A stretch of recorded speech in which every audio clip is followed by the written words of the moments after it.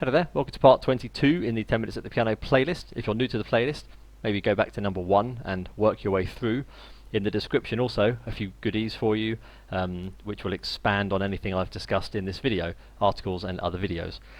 I'm going to highlight playing pop piano today because I get many comments. There's two reasons. I get many comments about people wanting to be able to play certain songs, not necessarily learning them, because I have a few videos already on how to actually acquire a repertoire and personalised technical exercises, but this is more about for those people, and this is the second reason I'm making the video, who under video in the comments of videos where people are performing pop songs, film theme tunes, anime melodies, game melodies, all these things, and they write things which are very negative for themselves, like, this is far beyond my ability, I'll never be able to play like this, you're amazing, you're a god, how can you play like that, it's amazing. All these kind of comments, this is years ahead of me, can you do a tutorial on this, I'll never be able to play like that, can you simplify it for me, all these kind of questions. And it disappoints me really, because these people are missing out on being able to play those pieces, because they're actually very, very accessible pieces. They're structured very easily, the melodies are quite simple, the chords are very easy, and it doesn't require great dexterity or concentration. And I'm saying that from having been a student in piano and knowing what it feels like to stand up against that mountain of ability and knowledge and theory and chords and scales. I know exactly how you feel if you're one of those people who doesn't believe they are good enough to play the piano well. I'm going to give you a graphic in your mind, like an image, that you're going to remember, and you're going to do technical exercises based on it.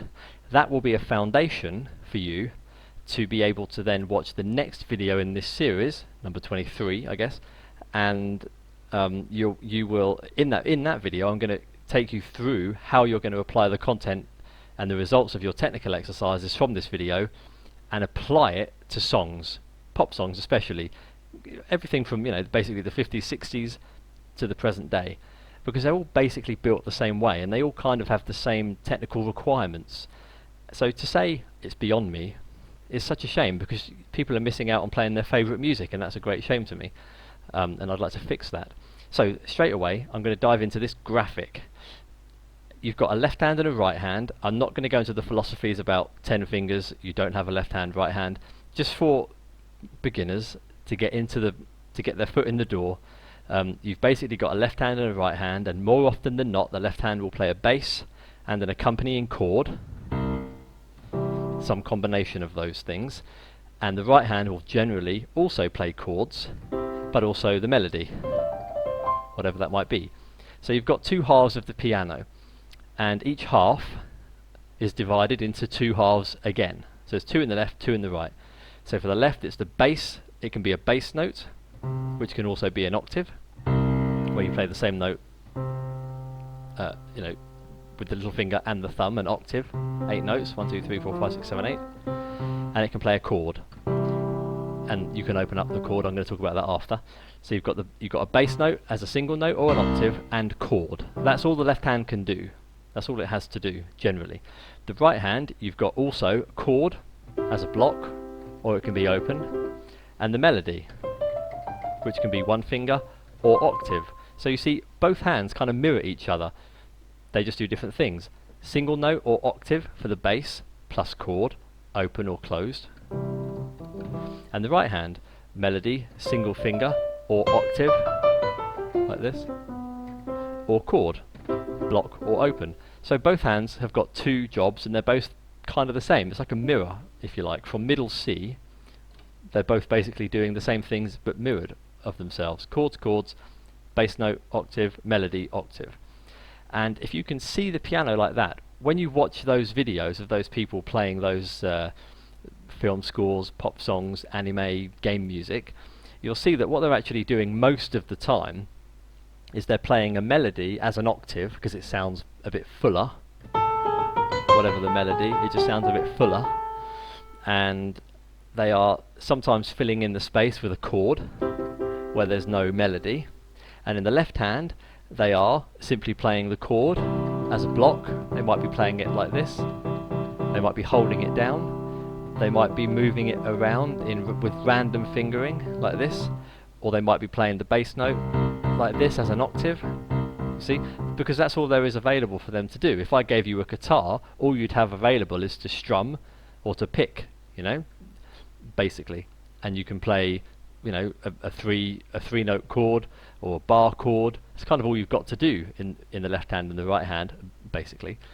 So it still covers a lot of music, you see, to be able to do that. So with this visualization in mind, left hand, right hand both having two jobs which are very similar: chords, block, open, bass note, octave or single, melody, octave or single. I want you to try and do some technical exercises based on that, because once you've mastered those exercises, the fruits of those exercises will be applied to the next video I'm going to make in this series, where we're going to take those techniques and use them in a song. So how do we do this, for example? Well, first of all, the main reason that people are impressed by the people that are performing these pop songs, which are theoretically and musically speaking quite simple, because it's just a few major and minor triads, repeated, repeated, repeated. The reason that they're able to do it and it sounds good, no, let me say that again. The reason it sounds good is because they are able to play in time with a steady metronomic feeling, whatever the time signature is, 4/4, 3/4, 6/8, and they know exactly what the next chord is going to be, so there's no hesitation from chord A to chord B. I don't mean that musically, I mean just, you know, A, B, C, D, E. They know where they're going, A, B, C, D. And those two things combined really help. Even if you're just playing a simple C octave together and a simple C, say C minor triad to F minor triad, even if you just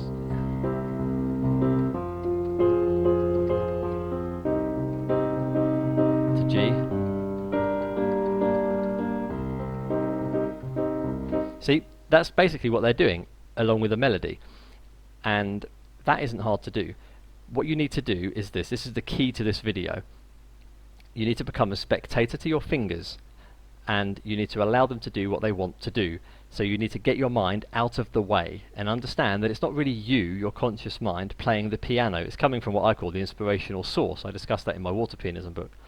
And it's about having letting the fingers be free to do what they want to do. You have a bit of theory, of course. I know that's C, I know that's C minor, but the fingers will then do what they want to do. So for example, a good idea to begin is to put the metronome on, say 100 beats per minute. You probably won't hear this, but I'll put it on anyway, so I'll play at 100 beats per minute, you can follow along. You probably can't hear it at all, but it's at 100 beats per minute, and I might do, for example, starting very simply, just using C or any key. Let's use a key of F. I'm going to use a single finger in the bass. I'll use this F down here. Middle C, F, an octave lower. And I'm going to use F major here. And I'm going to first of all just get used to playing the bass note on the beat.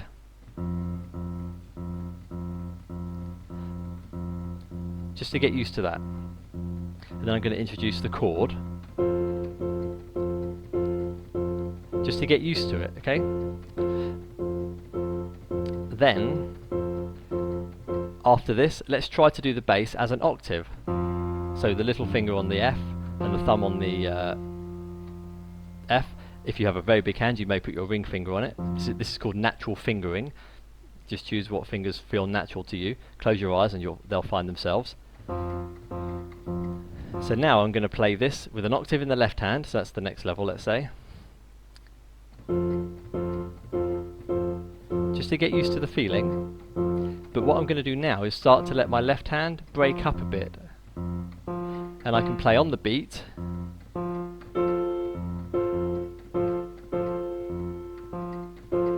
So I'm breaking up the left hand, but then you might want to take it further and start to play on the off beat. So you're playing on the and between the beats, between the clicks. So one, well, this is one and two and.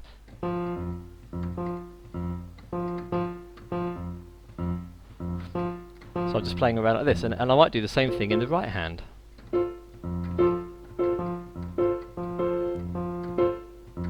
Just let it happen. Let your left hand, in this example, play any note it wants. It can play the F up here, it can play the lower F, it can play on the beat or off the beat, it doesn't matter. Your right hand can play on the beat or off the beat, they can play together.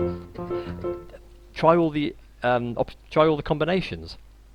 Let's take that further perhaps, and maybe this time you might play a chord, but you might break it up a bit. So let's take a key of the chord of D, D, F sharp, A, and you might just kind of play that around like this, and here let's just do a little melody of the top 4 notes of the D major scale. Can't play the D major scale now. So you're on the scale of D and you're going to play the top 4 notes, just let's say that's the melody, and you're just going to do it, let's do that in an octave. Well, let's start with one finger. So my left hand is just doing what it wants. I don't care what fingers are playing on what beat. But I've got to the point where I'm not getting involved. I'm just watching my fingers go, okay, yeah, oh, that's what you're doing. Oh, that's quite nice. Okay, just keep doing that. I'm repeating some notes. I'm going up, I'm going down, I'm jumping from anywhere, anywhere, anywhere. In the right hand, let's just say it's the melody.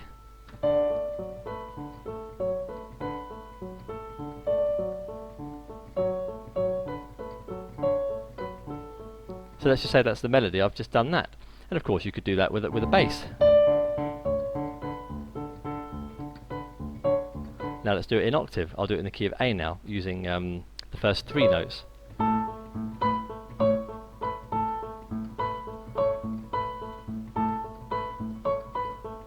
So try exercises like that, where you're just putting together the 2 options, let's say, of the left hand and the 2 options of the right hand, and try with a metronome, and then maybe increase the speed by 10, increase the speed by 10, 10, 10, until you can do it quite fast.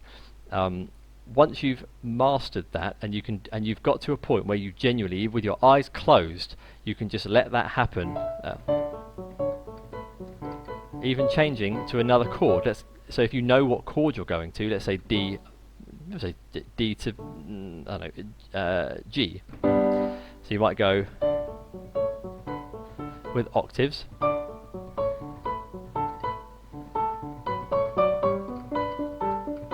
Same notes. You see? And that's the kind of thing that those people are doing in those videos that you currently feel are beyond you. What they're doing on top of that is going to be explained in the next video, because they're going to be using the pedal, they're kind of going to be opening, rolling chords and putting the melody with the chord. I'm going to explain that stuff in the next video, but I'd like you to really take away that visual graphic, 2 things in the left, 2 things in the right, and play around with those combinations and really get to that point where you're observing your fingers, playing in time. If you're trying to do it with a chord progression, it can be the chord progression of an actual song that you want to learn, of course. I mean, do it in context. And play around with these combinations, and you'll really get to a point where you have absolute freedom. Then you take that skill and apply it to the songs that you actually want to learn, which will be in the next video. As always, likes, comments, subscriptions, always welcome. Have a look at my books and blog, and I'll see you in the next video. All the best, and bye for now.